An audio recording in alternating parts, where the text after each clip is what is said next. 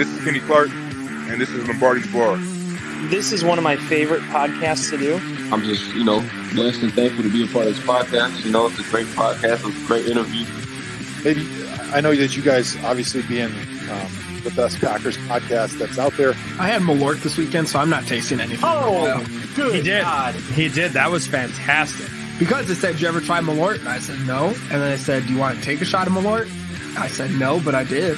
Wait, who said It's called peer pressure. Yeah. I tried to get in a high honors English class once, and they called my parents and were like, "Hey, just tell him he can't do it." It shows. It really shows. I hate you guys so much. I'm going to throw these two guys into the screen so that if I die, they can carry on the legacy of crap that is this show.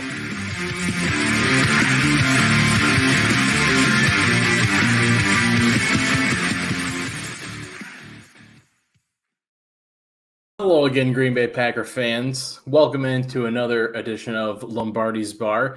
If you haven't taken a second to do so already, make sure you go over to the Game On Wisconsin YouTube channel. Make sure you subscribe, like, so you get notified every time that we go live here at Game On Wisconsin. Well, the Packers really let one slip away. Howdy, Emma. The undefeated season that was 2023 is officially over. But 16-1 sounds pretty good. Packers lose to the Falcons in it's a weird one. That was a weird game to watch. Just like Todd said, we're going to get weird tonight. So let's talk about that game a little bit. And let's bring in the two guys here that always talk with us. It's Jimmy Christensen and Todd Varney. Gentlemen, how are you doing tonight? Honestly, after a loss, not that bad. Like, I know we let it slip away, but I don't know. I think my expectations were so who knows for this season that losses don't affect me like they did last year. Last year, I would have been real pissy. This is the I just keep saying, I'd rather be 5-12 instead of 8-9. Like, this is one of those three games that we talked about. Like, they're going to have close games. There's going to be mistakes. There's going to be things that don't work out. Just look at it as well, it's a little bit better draft pick. John's already playing for the draft. Well, I mean, I feel like a Bears fan already talking about our draft position. It doesn't matter. It doesn't matter how many games you lose if you win the Super Bowl at the end of the year. All right, that's the way to think about it, boys. That's a good point. I talked about this on the post game show. Elmer and I were talking about he made the point that game, the way that it kind of felt, where it was a lead about midway through and just let them slowly creep back in and give it away kind of near the end, felt a lot like the London game last year. And I agreed with him, but I said, it feels like what Jimmy said, it feels different. Where last year, looking at that game, you look back on it and there was anxiety around the loss. There was this, every time it was, the sky is falling.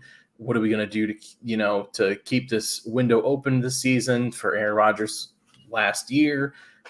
And this year, it just kind of felt like, okay, yeah, like this is a learning experience. This team is going to build off of that, and we saw a lot of things we like, a lot of things we don't like, and we're just going to keep moving. It's weird. This is a weird, freeing feeling that I don't think I ever remember experiencing with the Packers before. It's nice not having expectations, honestly. And after these losses, you just always have that built-in excuse or just reasoning of this season was evaluation and growing. And you have to lose in order to learn from mistakes. And we had three great quarters and we sucked ass in the fourth. So hopefully that changes going forward, but I don't know, move on and grow and move on, I guess. This must be what Lions fans feel like all the time, right? No, they've given up on life a long time ago. Oh, not anymore. Oh no, let's come listen to them on the radio all week long. We're gonna tear we'll win by 17 points against the Seahawks. Don't worry about it. But now this week the sky is absolutely falling in Detroit with Gardner Johnson, and everyone's freaking out about not running the ball. No, everyone's freaking out about not running the ball with the running back that you curiously drafted at number 12. So, wow, might be that the move that Lions fans told me all offseason was Dan Campbell playing chess while everyone else is playing checkers. Didn't seem to work out so far. We have a Lions fan joining the team for the betting show that's going to come out on Saturday. Chucky from work, but like you said, he hold on. That's Chucky from my work. That's the only thing he's allowed to be called. You Chucky cannot from work. call Chucky from work. Don't Chucky call from him work. Chucky. Don't- Don't call him Chuck. He is Chucky from work. That is Chucky from the work. old Christian name. CFW is the only other thing he can be CFW. called. Perfect. Chucky from work, CFW. Yeah, right when I said that too, I was like, that was pretty stupid. And for me to catch it, it was bad. No, I love it. I love it. But he texted me during the game and he was like, don't even talk to me tomorrow if the Lions lose. So it is actually nice having like other fan bases go through this and not just us last season. So I'm living in other people's misery, I guess. Is Matt remembering this? I thought Bijan Robinson was gone by the time they drafted He was gone.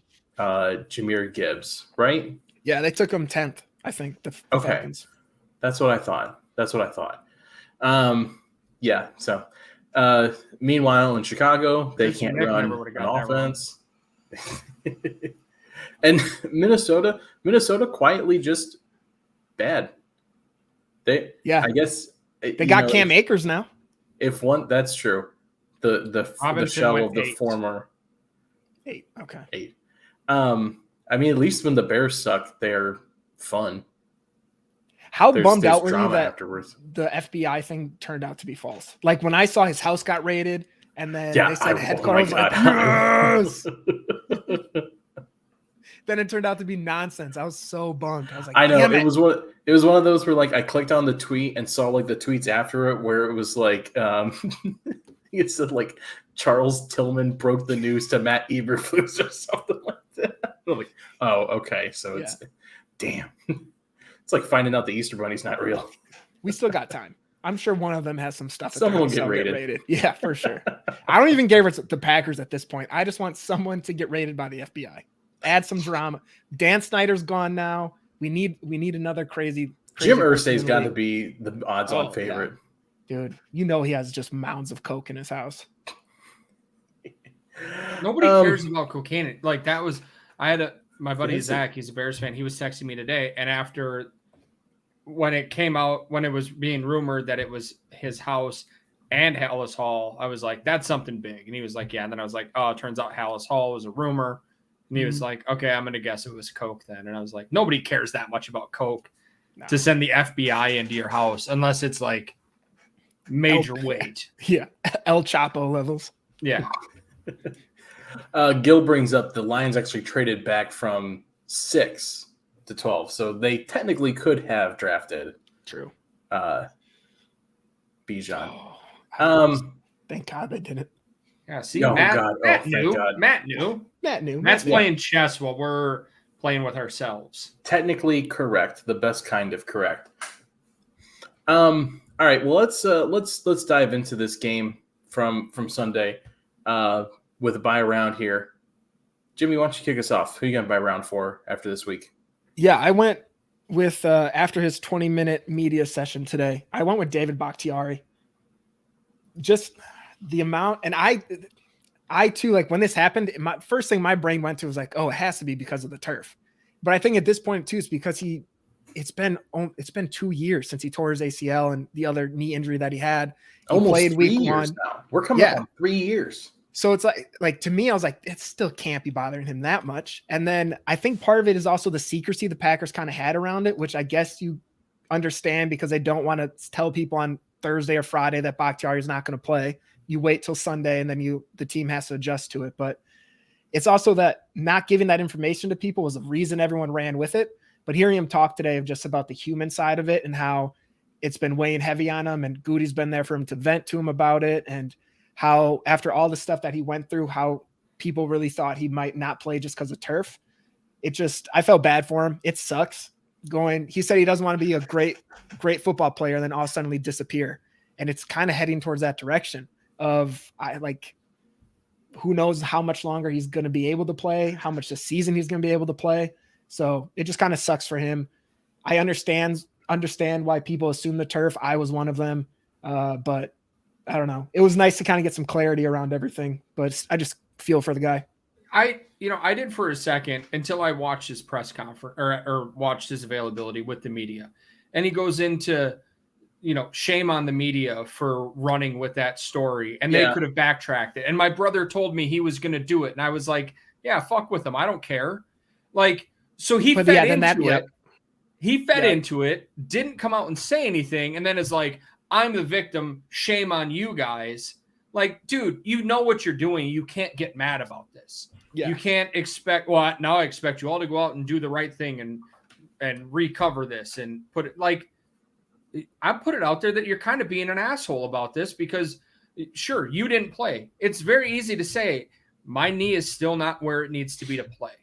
But because of the way that he's been talking and the way he's been acting, and then he doesn't play on turf, and then to come out and be like, why would you guys think that about me? I don't know, because you didn't say anything. You didn't do anything to dispel the rumors that were out there. Well, he didn't say anything, but I think also you have to put some of that on Matt LaFleur because he's being so kind of he's treating it like people are asking him about nuclear codes when they're asking him about David Bakhtiari, and he's being so like just shady and not giving direct answers and getting cut off.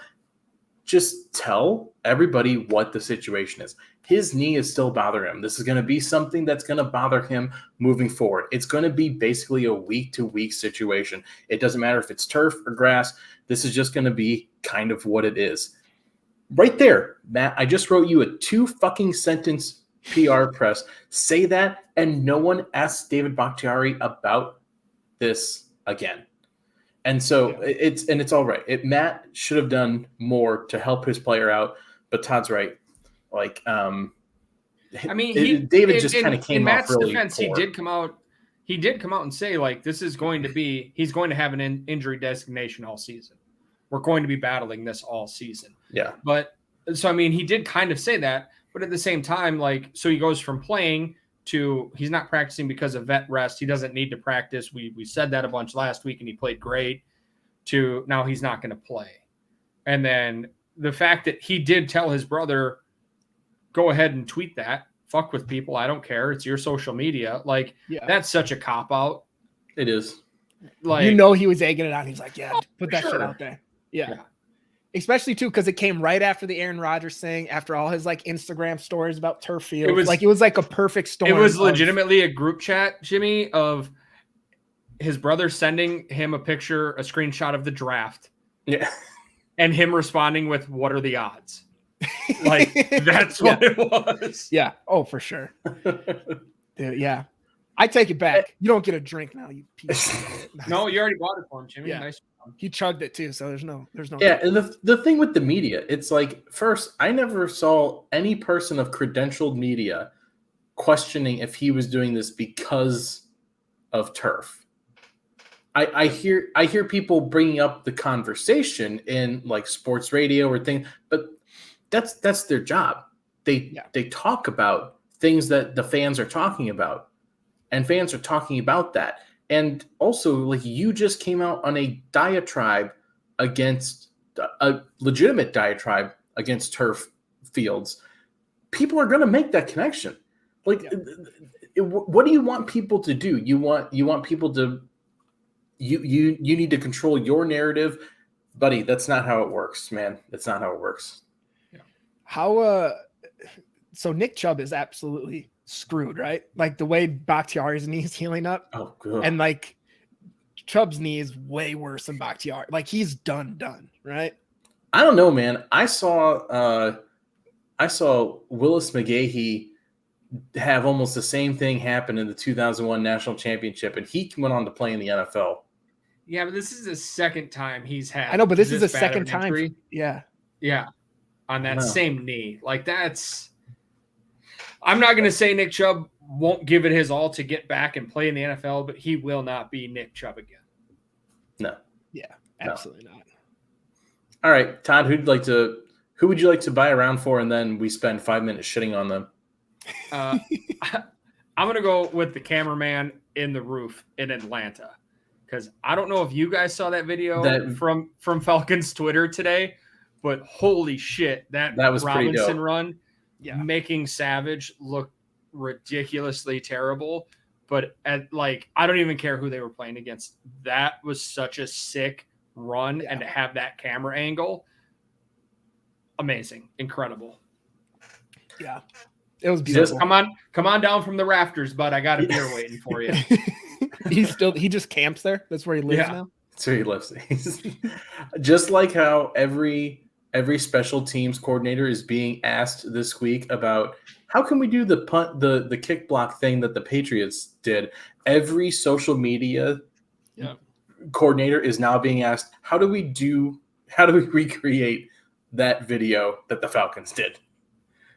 That first, you need it Bijan looked like a Robinson. video game. Yeah, That's first you need thing. Bijan Robinson. And second, sprinkle in a little Darnell Savage. I not feel bad for him, but damn it, Darnell. I just bought you around last week saying how you stepped up. I talked so much crap about you last year. And then he made like a couple good hits in the game. And then it went right back to head down, diving where I think the player is going to be. And not even close. Yeah. Damn it. Speaking of Savage, I'm going to buy a round for the defense, surprisingly. Not Joe Barry, but the defense, because for really 2.5, 3 quarters, they did what they were needed to do, which was contain and just slow down Bijan Robinson and Algiers or Algier. That's a really good running back duo. The NFL is starting to see. Like, it doesn't matter who they're playing against, they're going to get running yards. Yeah. And that defense, there's no defense in the league, I think, that could completely contain them for 4 quarters with an offense that completely went MIA for the last quarter and a half, basically. So I understand that there was a lot of animosity toward them. They let Bijan do a lot of things, but I mean, they were out there for like 75, 78 plays, I think. And it was just, we're gonna slam Bijan Robinson down your throat half the time. There's only so much they can do. There's only so much they can do with that. And they need the offense to put up points, or at least give them a goddamn break. They went 2 back-to-back 3-and-outs after that in the 4th quarter. There's only so much they can do. Yeah. So I give them a little cut slack. I tried to find time of possession in like by quarter, and I couldn't. But just listening to it on the radio, I don't remember the Packers offense being on the field at all in the 4th quarter. And so it was just for 3 plays at a time. Yeah. So when you've got your defense out there, obviously getting tired, you've got last year's number 1 run offense in the league. Like, what do you expect to happen in that situation? And honestly, like, I'll chip in, Dan, if you're buying one for the whole defense, I'll buy Joe Barry one because he's getting unnecessarily shit on this week. The guys were in position. We saw it last week. Tackling is an issue with this group. And to have guys in position, missing tackles, dropping interceptions, that's not on Joe Barry.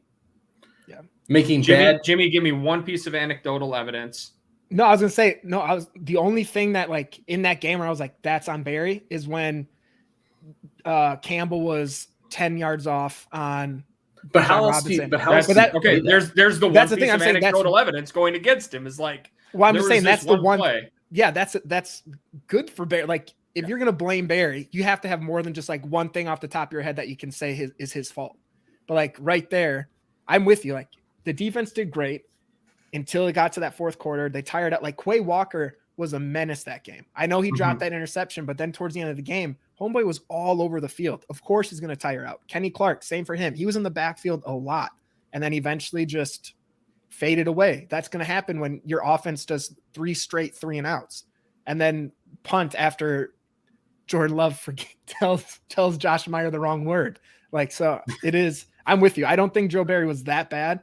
There's things that could probably change, but do you think he really said the wrong word, or is he just taking the blame on that one? I think if anybody else on the offensive line moved, well, that's a good point, actually. I don't know. Because if they're not expecting to move, they're waiting on ball movement. So They're he went up there exactly. and the play was, we're not running a play, and then he saw something and wanted the ball snapped. Like, the line's not going to move anyways. I'm going to blame it on Josh Myers just because I haven't seen Josh Myers do anything good yet this year. Until he does something to make me believe he's a legitimate, competent center in the NFL, that's on him. Dude, I would love Jordan Love so much more. I love him now, but just to be that type of leader to where it's not your fault, but he still goes out there instead of making petty ass comments that we've heard in the past, say like, oh no, it was me. Just lie and take the blame. I'd kiss him on the mouth for sure. Yeah, there's a difference between saying what Jordan says there and versus, we've got to work on getting on the right page. We have to do, that's making it a collective we problem and opening it up to everybody. But whether it's true or not, taking the blame for it is what you want to see out of a captain and a quarterback. Yeah, man, those interceptions, Jesus Christ. I know everyone was talking about the Jair one. I don't think he was getting a pick six out of that. When you go back and watch it, there's a guy like 5 yards off of him. I don't think he's. You don't think Ja can make a man miss? He was about to stiff arm him. I don't think he's going to score. But Derrick Henry. Was it Campbell that had the other dropped one? Quay. Quay, yeah, that needs to get picked. And then the most egregious play out of the entire defensive effort, I have to say, is that Darnell Savage. What was the falling down coverage on that flea flicker play that they ran, where he is tracking that ball, and he as a player of supposedly his caliber and his tenure in the offense or the defense, he should be making that play 1,000% of the time. He mistimed it for sure. Oh, yeah, he did. I hope he did. Yeah. Either that or I hope he pulled an Aaron Rodgers and busted his Achilles and couldn't jump at that exact moment. Because it was pitiful. It was pitiful. Yeah, that was bad. But I don't know. Anyway, all right. Well, let's. Yeah. That's Dan Toffner's cousin, if you guys didn't know. I don't know who Dan Toffner is. I'll tell you about it later. Cool. I love that. Always makes for the best content. Ed's enjoying it right now, so don't worry about it. All right. Good for Ed. Let's go to pay the tab here. I'll kick us off just because it kind of leads off of what I was talking about is Matt LaFleur. And I maybe throw Rich Bisaccia in here too. Because one of the biggest head scratchers of the day was it the first or the second drive? I think it was the first drive where they come down, you get the false start penalty, and then the sack. And so you're sitting there, and first off, you're getting a delay of game penalty on a field goal try. And it's not like it moved it from a 58-yarder to a 63-yarder. It was a 51-yarder to a 56-yarder. Yep. You drafted Anders Carlson and gave him the starting job because for two reasons. One, he supposedly has a monster leg. And two, because you gave him the job because Mason Crosby, you couldn't trust Mason Crosby to do it in that situation. So you gave it to this guy for this situation. If you didn't he hit a 59-yarder in preseason? Yeah, if you don't at Lambeau? Exactly. If you don't trust your kicker to make a 56-yard field goal or to attempt a 56-yard field goal indoors on turf, buddy, what are we doing here then? If this was Mason Crosby, I'd understand it. I'd understand, he might not have the leg, but this is supposedly a kid that has a monster leg. Let him go out there and try it. What you gained maybe 30 yards, 20 yards of field position, which was already taken away probably from one Bijan Robinson run. Right. So it wasn't much. Like let the kid go out there and try it. That one just it reeked of panic mode to me. And to have it happen on the first drive, really a bad taste in my mouth. I didn't get that at all. It made zero sense. Like Todd said, he hit one longer in preseason outdoors. You're in a dome. Like we saw last week, he nailed that 52-yarder. Like that thing was, he could have hit it by that could have been a 60-yarder and he still would have made it. So I don't understand that. But yeah, it was dumb, especially on your opening drive too. Like start off with a chance to score points. Don't then punt and give up right away. Kind of playing scared to start the game. Right after you do a flea flicker too. Like you set the tone of like, oh, we're aggressive. And then 4 plays later, like, no, never mind. Change your mind. We're just go back to let's just punt it. So dumb. Yeah. Jimmy or Todd, how about this time? Todd, you can go this time. I'm gonna go with the fans. A little preemptive pay the tab for the home opener this Sunday. Can't wait to watch all you idiots do the wave when the team is on offense and not know when to cheer and when to shut up. Just pay the fucking tab already. I'm already annoyed by it. Just getting it out of the way. Yeah. You're going to do it next week too after they actually do the wave? Yeah. For sure. Yeah, I'm just mailing it in on this one for a couple of weeks.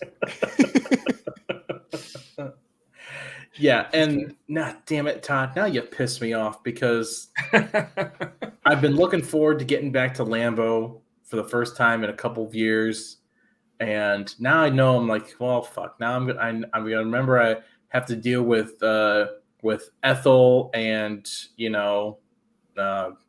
what's an old person man name? Carl? Give me Carl. Yeah. Gregory. Sitting there poking me in the back, telling me to sit down because I'm cheering on third down and everyone's doing the goddamn wave. Gilbert's a good one. And Gordon. I like Gordon.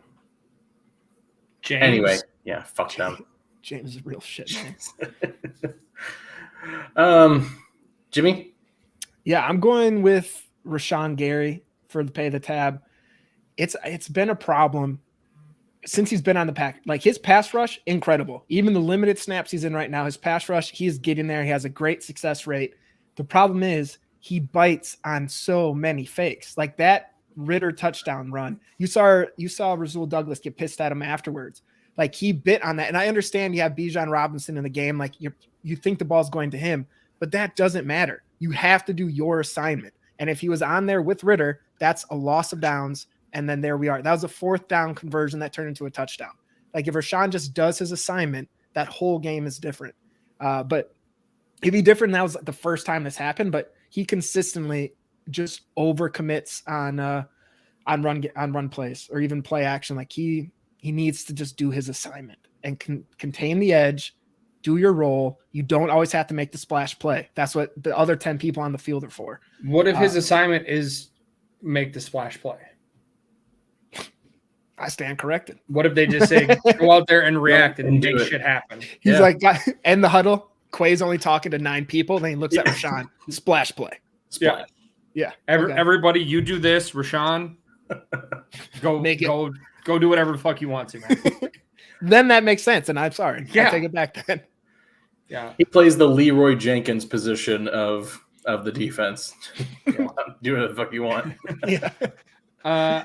I've seen it pop up a couple of times in the chat. Somebody that should not, at least in my opinion, get through this segment without a mention. Yep.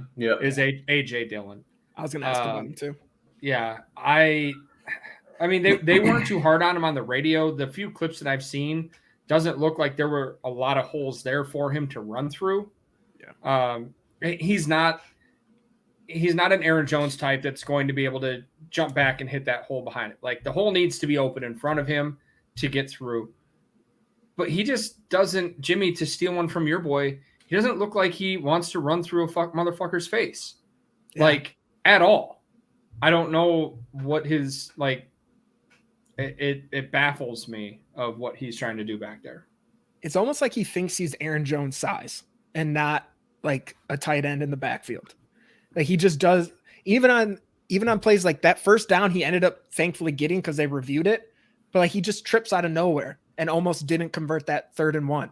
And it then again on that, what was it, 2nd and whatever the final before he punted. There's a couple times where he like trips on nothing and makes no sense. Like he's trying to go down before anyone hits him. I don't get it. The blocking needs to be better, but also he needs to go back to what the Packers drafted him for, a big bruiser, not someone that needs to like just hit the hole where it's supposed to be. If it's not there, just fucking run through somebody, fall forward. That's all you need to do. But when I feel like the offense does him a little disservice at times because they have him running these zone reads out of the shotgun, which goes against how, like you said, how he runs. He should be running with a full head of steam. He should be getting the ball with a couple of steps at him. When he gets the ball there, I don't think he's comfortable enough, and that's when he gets those, like a couple of you said, he gets those awkward feet. He gets a little jumpy. He tries to dance around and move around, but the thing is like going back and doing some of my research that I've been doing, some data analysis.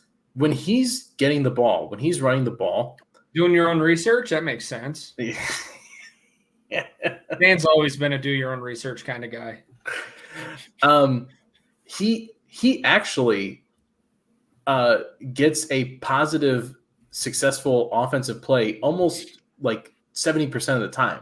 So when he's getting the ball, he's producing a successful offensive play more likely than not.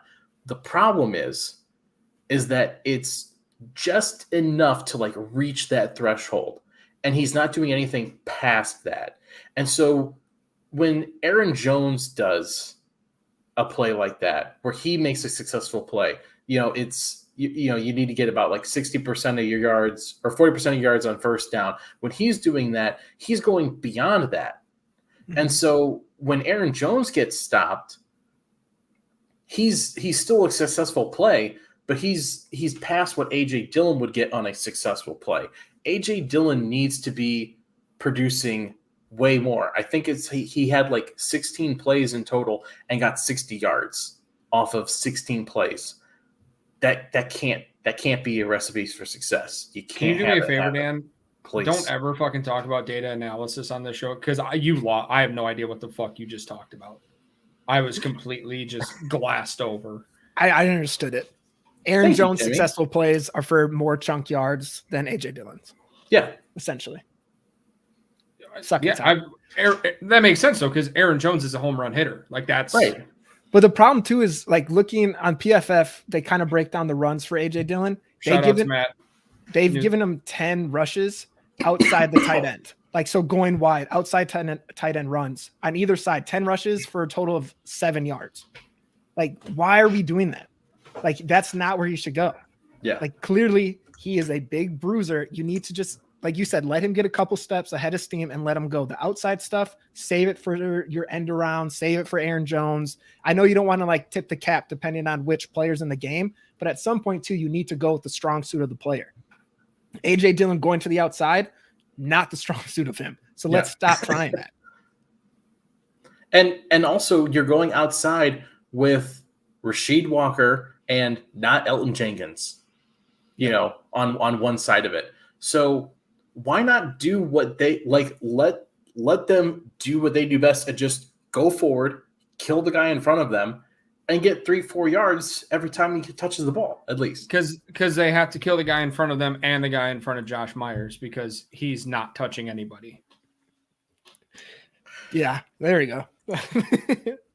I will staunchly remain a Josh Myers stand until the day he is no longer wearing green and gold. It might be pretty fucking soon. Yeah, I think you got one more year of it. Do you think the Packers make any change with A.J. Dillon? I saw people talking about making him a healthy scratch when Aaron Jones comes back at some point if this keeps up. No, they're never going to do that. No. Especially, too, if like your plan is to potentially trade him. We saw how that worked out for the Rams, a 2026 pick swap in the 7th round for Cam Akers. Like, no. I don't know. I think maybe a 2026 pick 2026 7th round pick swap for Cam Akers. Christ. Yeah. So I don't know. He's too high of a draft pick. Meal toy. For real. There's no way they'd bench him. It wouldn't make sense to do that either. Yeah. He's not great. He isn't that Titans game. Johnny said it last week. That Titan game is all in our minds of like his potential. He's not there, but he's also not a scrub. I'd rather have AJ Dillon at this point than Cam Akers. Like, Yeah. so I don't know. Yeah. All right, let's talk about this. Oh, hold on. Before we move on from pay the tab here, I do have one. Go ahead, Todd. Go ahead. The Rams will send Minnesota Akers and a 2026 conditional 7th round pick. The Vikings are sending the Rams a conditional 6th round pick. Oh, okay. Yeah, A conditional. Yeah. So we'll give you a 6th round pick. You give us Cam Akers in the 7th, conditionally. Dude, his issues have to be What is bad. it conditioned to? An undrafted free agent? Yeah. It's probably like, unless we'll send you this pick unless we end up having a higher pick than you. Right. Yeah. Before we move on here from pay the tab, I do have one more pay the tab. I need my wife Kelsey's boss entire office to pay the tab, because I got dragged out to some national park on the edge of Detroit at 2 p.m. on Sunday, which was not just in the middle of the Packer game, but also in the middle of the Detroit Lions home opener, which doesn't make any goddamn sense. No. And They knew no one would be at the park. Kudos to Jimmy for giving me the hookup on the gray area legality free stream of the game. But the problem was I was so close to the Canadian border that my phone kept bouncing me off of Canadian cell towers and killing my data stream. And so I got to watch maybe 5 minutes total of the entire second half, basically. Why the fuck would you schedule a company picnic at 2 p.m. on a Sunday in the middle of football season? There are literally almost infinite times that work better than that. Yes, Lambeau, it was Belle Isle. So I had to drive out into the middle of this island in the middle of the river on a Sunday afternoon in the middle of football season. Dan, you're not wrong. This is a travesty. This should never happen to anybody. Also just shouldn't go. If you knew about it ahead of time, there are ways that you can go about not just not having to go. You can get the whole thing shut down. Okay. You pick up your phone, you make a little call. I'm not going to say specifically what you should say, but they were popular when I was in high school. Same. People used to call them in all the time. Yep. Certain little threat of something on the island. And guess what? The island shut down. No more picnic. You can watch football. This is a little bit you're to blame. Yeah. Kelsey did try to give me the out of like, you can stay and watch the game, but I'm not falling for that goddamn trap. At some point, you just have to take it. Yeah. Just fall into the trap and just deal with the punishment. Oh, no. Yeah, okay, but well, you know what? Week 2 against Atlanta might not be the time to take that one. True.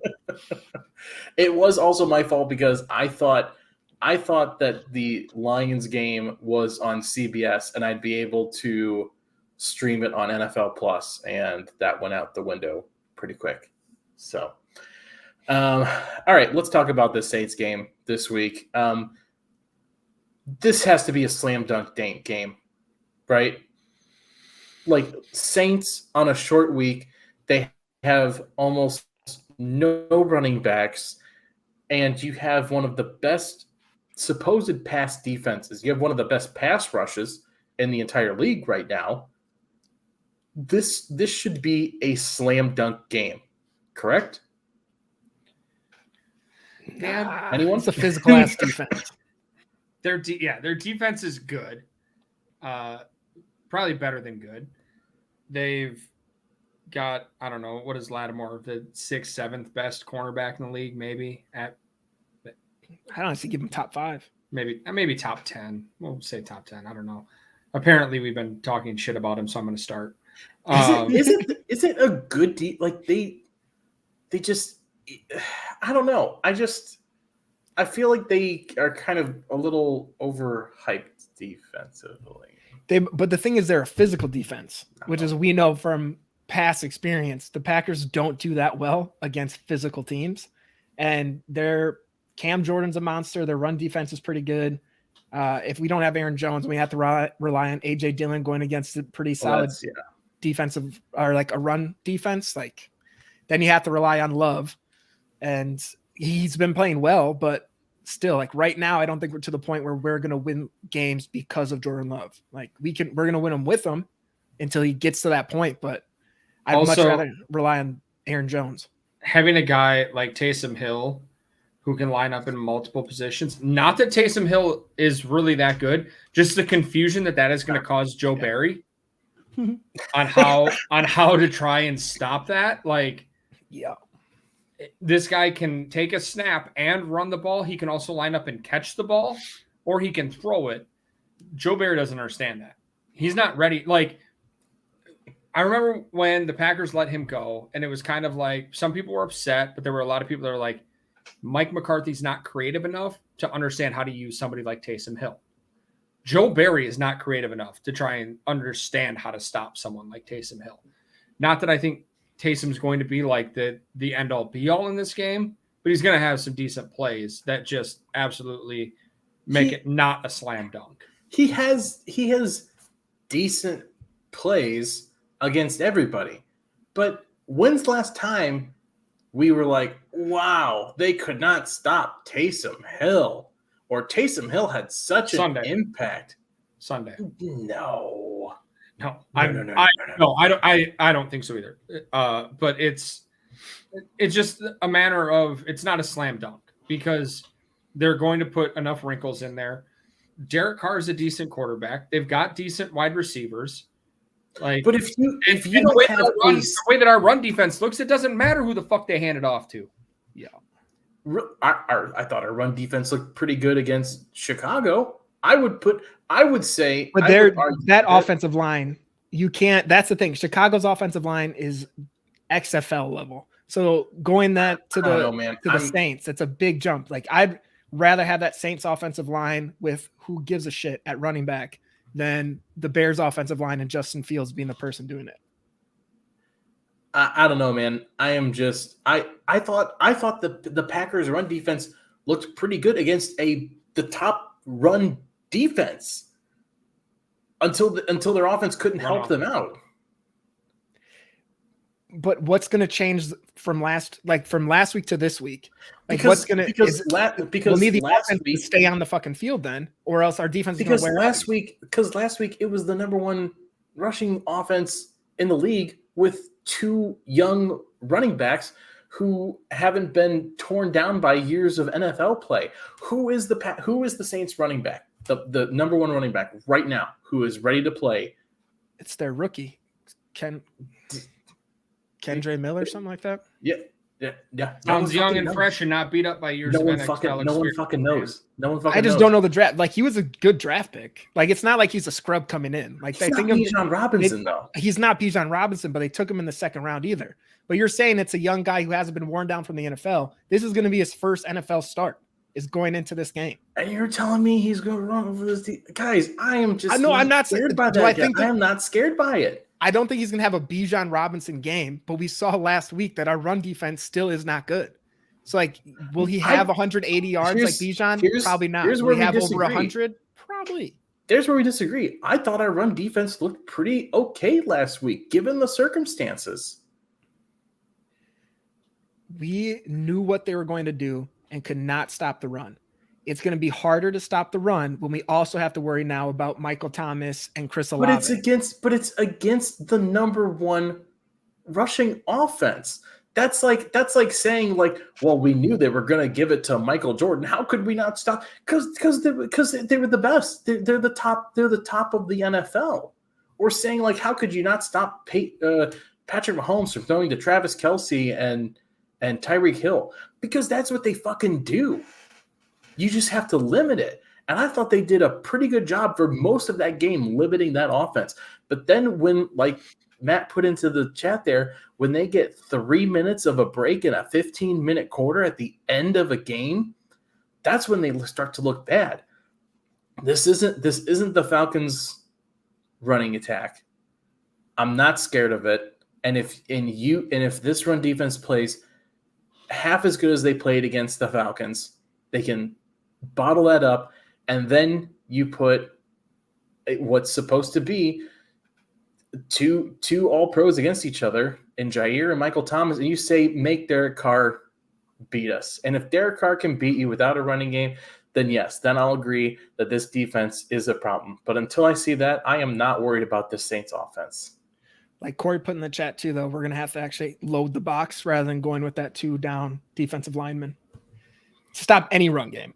Like, it doesn't matter, Falcons, Saints. Like, if a team's going to decide to run on that, they're going to run on that. So we'll have to see if he makes adjustments. By he, I mean Joseph Berry. I don't know. We'll see. I don't think they're going to have success with the Falcons, like I said, but this is a overall complete unit on offense. Passing game, run game. Can our defense figure it out and make the right reads, decide which kind of play is happening? We'll have to wait and see. This is the first time we're facing a team that can pass and run. The Bears, not a real offense. The Falcons, run-oriented. The Saints, complete team. Anyone else? I feel like I've said my piece. I feel confident this week. And the thing, like I mentioned again, you've got them coming off of a short week on back-to-back road games. Like, they were just playing Monday night in Carolina, and now they have to go on a short week to Green Bay. That's tough. I think you're going to catch them worn out. You're going to have a great bounce back game coming back for your first game at Lambeau. It's Jordan Love's first career start in Green Bay. This team is going to be coming out hungry, and they're going to have something to prove. I think we win the game. I just don't think it's going to be an easy game, is all I'm saying. I think we win. I just don't think it's going to be like a cakewalk. It might be. I think it might be. What's your spread on it, Dan? I mean, I think if you're saying a betting spread versus what I think it's going to be, I think it's going to be a 2-score game. Oh, wow. Well, you better get on there and pound it, because right now it's Packers -2. So yeah, that's easy money. I don't know why you're not already betting that line. How we have a college fund, you might as well. And double it. here's the thing. True North brings up too. The Saints have looked fairly middling against 2 not great teams. The Titans aren't very good, and the Panthers are one of the worst teams in the league. And they looked very so-so against both of them. If the Saints are as good as they are supposed to be offensively, they should have put up a lot more points and a lot easier on the Panthers. Do you think the Saints are better than the Falcons? Overall? Yeah. I think they're more talented than the Falcons. Yeah. The Falcons are like Navy. They're just going to run. They're going to do the one thing they do well and do it till they drag you into the ocean and beat you. Okay. So we beat a really bad team and we lost to a team worse than the Saints. Yeah. But we're going to beat the Saints by 2 scores. Mm-hmm. Yeah, that's flawless logic right there. I think like I said, I think we win. I do not think it's 2 scores. I think it's 2 scores at the end of the game, gang. Put something on it. Speaking of putting something on it, let's jump into some bar bets. Okay. All right, the first one here, I'm going to stick with, I love doing these Jordan Love ones here because that's 2 games in a row now of 3 touchdown passes for Jordan Love. I don't know if at some point he's not going to throw 3 touchdown passes in a game. We don't know that. Yeah. Haven't seen that happen yet. He's shooting 100%. I'm going to put the over under here at 1.5 because, like you said, they do have a good pass defense. I'm going to put at 1.5 touchdown passes for Jordan Love. Where do you guys go? 5 Bakhtiaris over.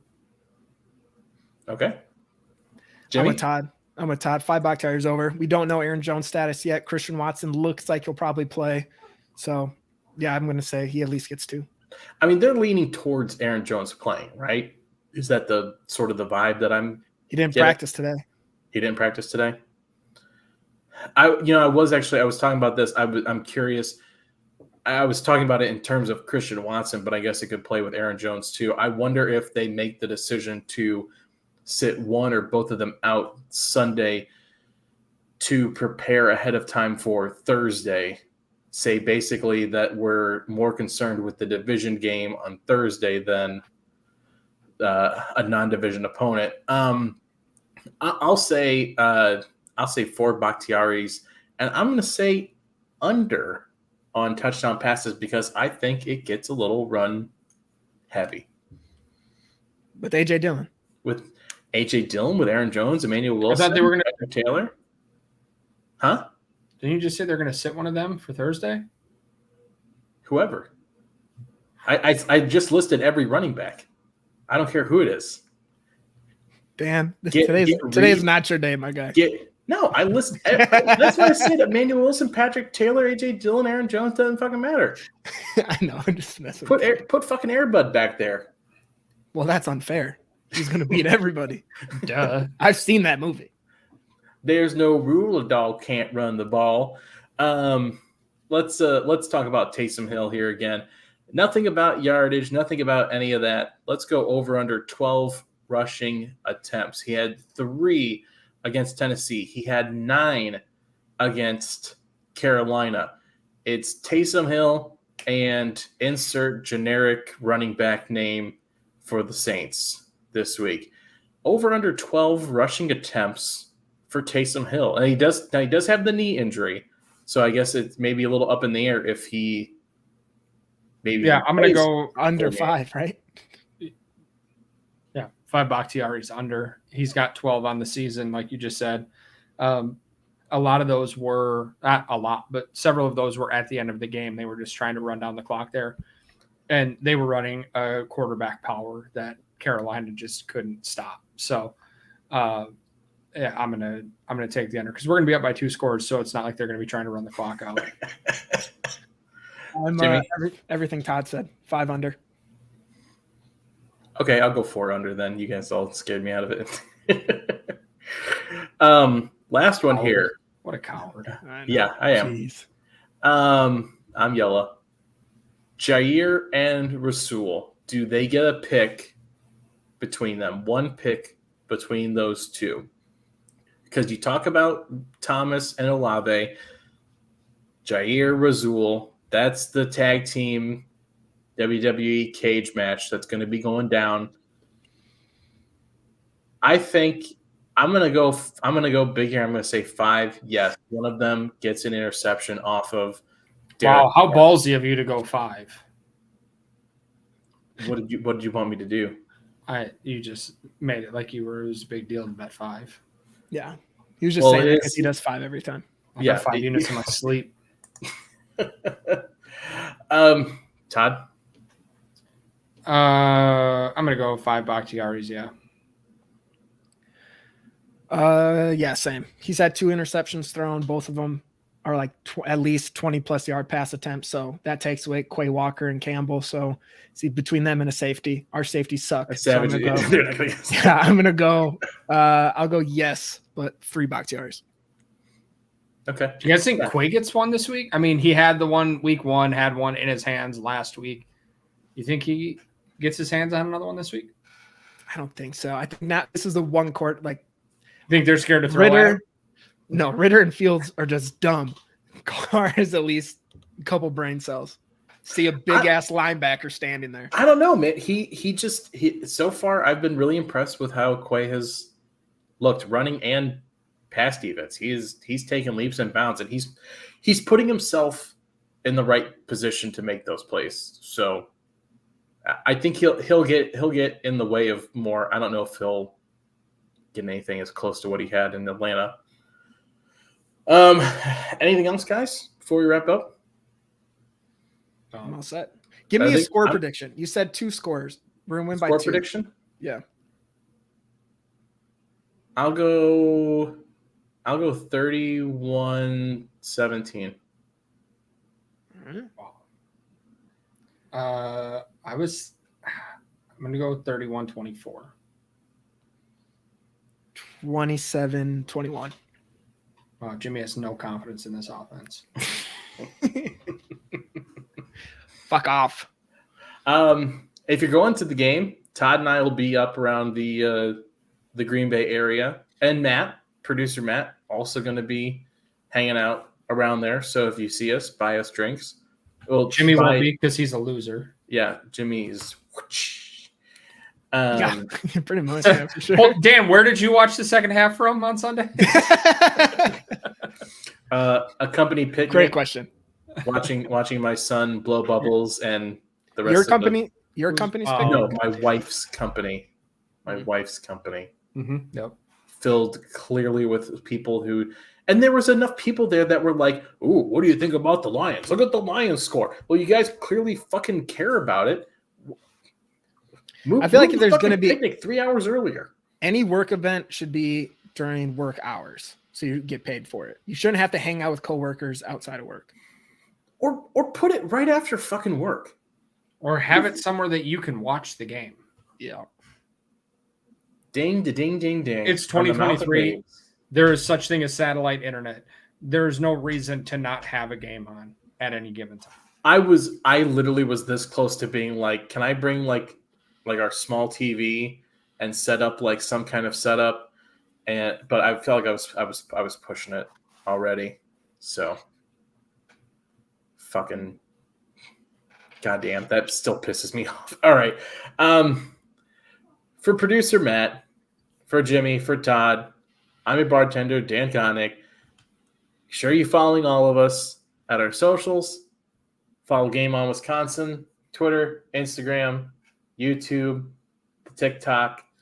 Until next week, everybody, cheers and go Pack Go.